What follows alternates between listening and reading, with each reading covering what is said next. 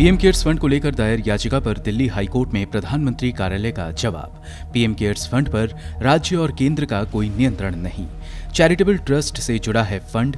PM cares को मिलने वाली राशि भारत सरकार के कोष में नहीं होती जमा।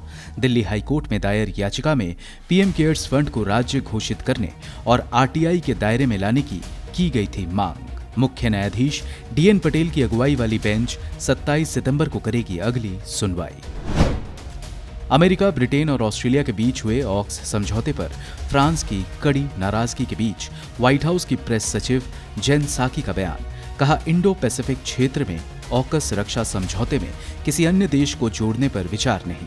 समझौते में भारत और जापान को शामिल किए जाने को लेकर पूछा गया था सवाल। 4 देशों के बीच एक समझौते क्वाड का हिस्सा है भारत।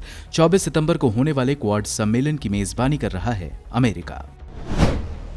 असम सरकार ने सरकारी परियोजनाओं को लागू करने के लिए 800 परिवारों के घर पर चलवाई बुलडोजर। सरकार के इस फैसले से 20,000 लोग एक झटके में हो गए बेघर। 9.6 करोड़ की लागत से प्रस्तावित गुरखुटी परियोजना राज्य सरकार के बजट का हिस्सा। असम सरकार की यह कार्रवाई नई बात नहीं। ऐसे सरकारी फरमान से होजाई के लंका में 70 और सोनितपुर के जुमुगुरीहाट में 25 परिवारों के ढहा दिए गए थे घर। शेयर बाजार में कारोबारी दिन गुरुवार को देखी गई धमाकेदार तेजी।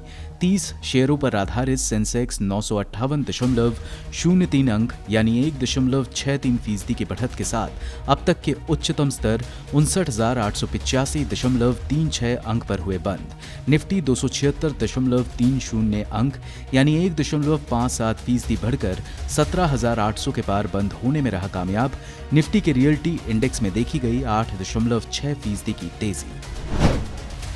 राष्ट्र विरोधी और टुकड़े टुकड़े गैंग की सहयोगी कंपनी के आरोपों के बाद इंफोसिस का बयान। इनकम टैक्स पोर्टल ठीक किए जाने के बाद 1.5 करोड़ से ज्यादा लोग कर चुके हैं रिटर्न फाइल।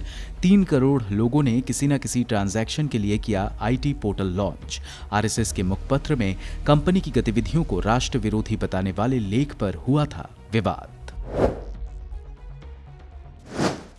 और भारत के खिलाफ दूसरे वनडे से एक दिन पहले ऑस्ट्रेलिया की सलामी बल्लेबाज रेचल हेंस नेट्स के दौरान चोटिल हुई। ऑस्ट्रेलिया की लगातार 25वीं वनडे जीत में नाबाद 93 रन बनाने वाली उपकप्तान हेंस स्कैन के लिए अस्पताल में भर्ती। ऑस्ट्रेलियाई महिला क्रिकेट टीम ने सीरीज के पहले मैच में भारत के खिलाफ 9 विकेट से दर्ज की थी जीत।